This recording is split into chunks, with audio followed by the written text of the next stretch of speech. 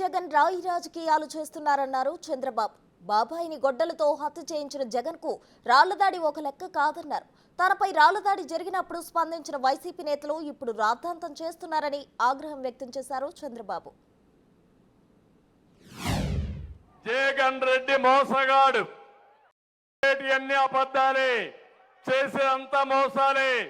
నిన్న గులకరాయి డ్రామా ఏంటమ్మా? ఏ రాయి అది? పెద్ద రాయా? నా మీద వేశారు, విశాఖపట్నంలో ఇంత రాయి వేశారు, కిందన పడింది, అది కనపడొస్తా ఉంది. ఈయన మీద ఎవరో గులకరాయి వేశారంట, అది వచ్చి తగిలిందంట, ఎక్కడా కనపడలేదు. అంటే ఒకప్పుడు కట్టుకథ మాట్లాడేవాళ్ళు కొంతమంది వచ్చేవాళ్ళు మన ఊరికి, మనల్ని మణికట్టేది అనేవాళ్ళు. జ్ఞాపకాలు ఉన్నాయి పాత రోజుల్లో. అద్దో గుడ్డు అనేవాళ్ళు, అద్దో పొదిగింది అనేవాళ్ళు, అప్పుడే లేచిపోతా ఉందనేవాళ్ళు.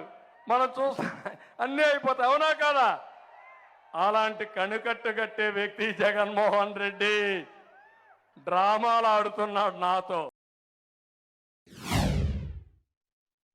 ఇంకో పక్క బాబాయిని చంపేసి, గొడ్డలతో చంపేసి, గుండెపోటు అని చెప్పి నాటకాలాడి నారాసుర రక్త చరిత్రని ఇన్ని ఆడి, అంటే ఇతను చేసే నేరాలని వేరే వాళ్ళపైన దోసేసే దిట్ట. అంటే ఎవరైతే బాధితులున్నారో వాళ్ళని నిందితులుగా చేసి జైల్లో పెట్టేస్తున్నాడు. అదే మరి నన్ను కూడా పెట్టేశారు జైల్లో, మీరు చూశారు. ఇలాంటి దొంగల్ని ఏం చేయాలో మీరే ఆలోచించండి. ఇలాంటి నేరస్తులను ఏం చేస్తారో మీరే ఆలోచించండి.